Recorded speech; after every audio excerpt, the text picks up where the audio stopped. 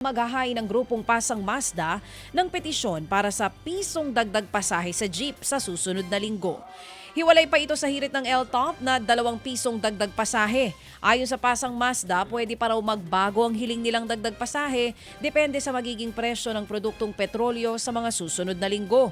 Pero pag-aaralan daw muna ng Land Transportation Franchising and Regulatory Board ang mga hirit para sa fare hike. Kukonsulta raw muna ito sa National Economic and Development Authority o NEDA lalo't apektado ang buong ekonomiya kung gagalawin ang pamasahe. We took note of the hardships of the operators. However, we have also to listen sa mga consumer groups, and then we also have to consult the NEDA.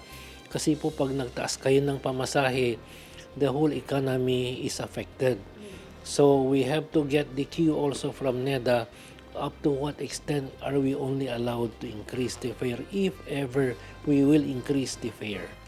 Yan po ang tinig ni LTFRB Chief Teofilo Guadis. Isasantabi rin daw muna nila ang isa pang hiling na rush hour rate para tutungkan ang petisyong 2 peso one-time fare hike. Inaasahan namang susunod na hihirit ng fare hike ang mga bus, taxi, TNVS at maging ang UV Express.